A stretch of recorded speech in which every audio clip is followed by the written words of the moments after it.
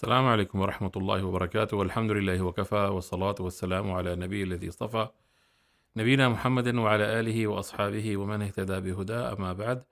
اللهم صل على سيدنا محمد وعلى آل سيدنا محمد وبارك وسلم.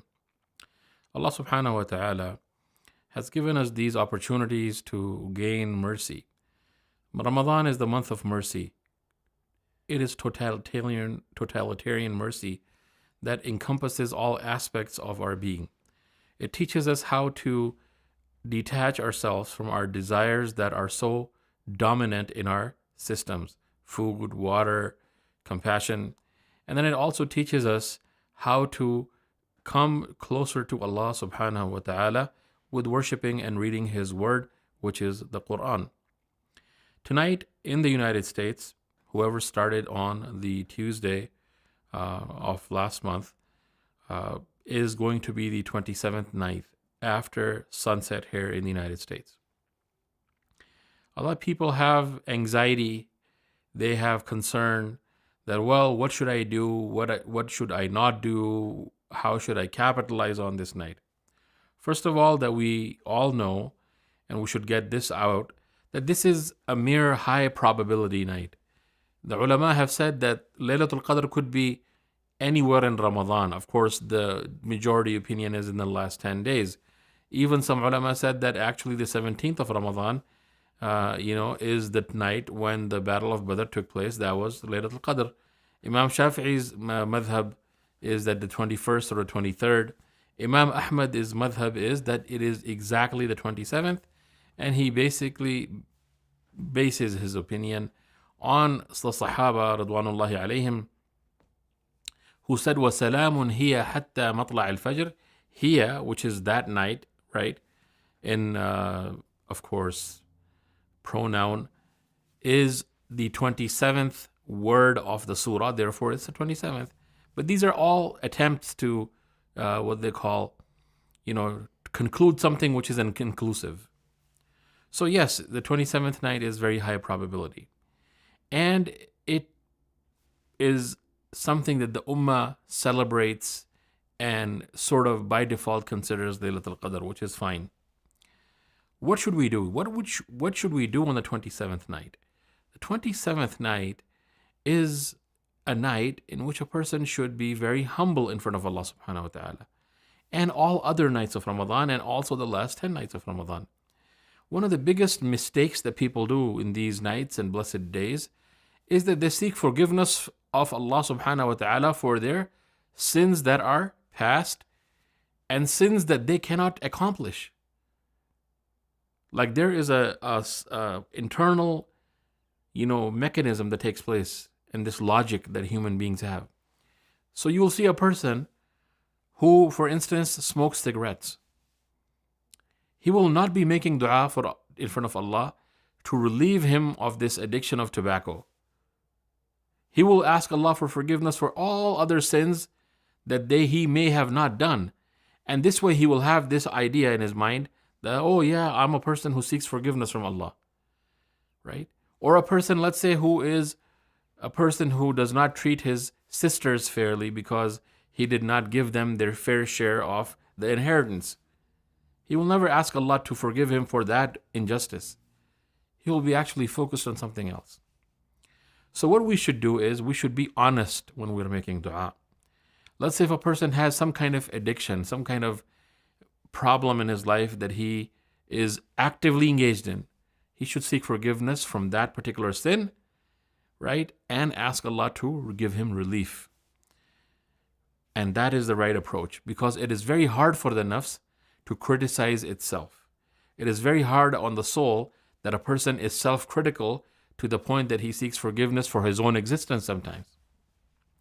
Some of these people who are pious people, they used to say that I would rather, die and perish totally unknown and only known to Allah subhanahu wa ta'ala. Right? But now in this day and age, which is all about notoriety, all about how much exposure one has, all about how famous a person can become, it is very hard.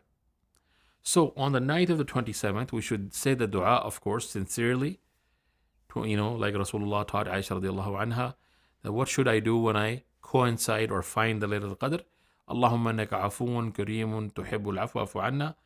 Okay, oh Allah, you are afuun kareem, you are who loves to pardon, he's generous, so pardon me from my sins that are actively now part of my life.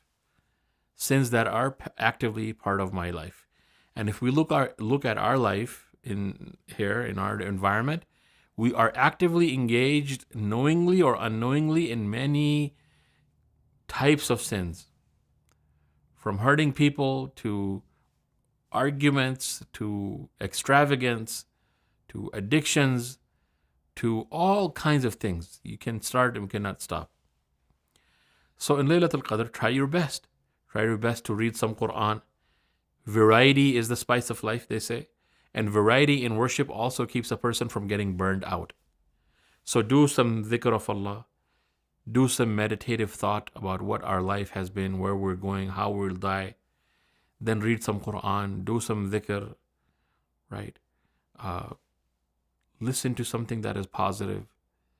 Try to read as many nafils as you can. And the minimum that we could do as a family in a home is to pray Isha Salah in congregation and Fajr Salah in congregation, right? So my goal for my family tonight is that if I cannot go to the masjid because of social distancing and lockdowns and whatnot, at least I should read Isha Salah in congregation and at least Fajr Salah in congregation. Why?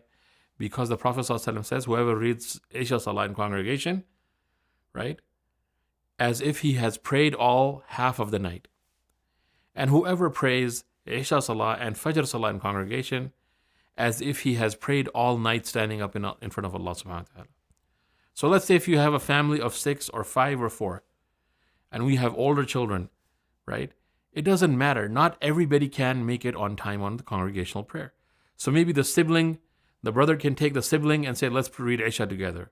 Or the sister can take, right, her father and say, Dad, can you please lead us in congregation? So we should remind each other of these things, right?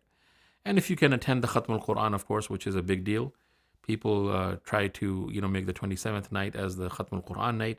Try to attend if you are safe and you follow all the protocols for safety and communication and masks and all that stuff. Finally, try to give a date to somebody in your family that is sitting on the table. Because the Nabi ﷺ says, اتقوا النار ولو بشق تمرة. Shield yourself from fire even if you have to split a date in two and share it with somebody. Right? So we should share with our family as well. It doesn't mean that you only share with strangers. Right? So on the 27th night, we do not know. Yes, it's a high probability. Imam Ahmad thought, some Sahaba thought, 27th night is, the Ummah considers it to be Laylatul Qadr, no problem. But, these are the things we should do. We should try to do a variety of, things.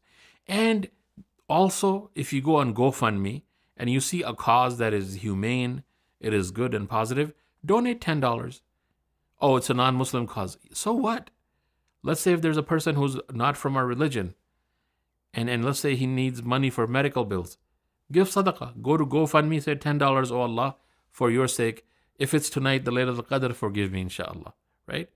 Simple steps to make this night a night that is productive.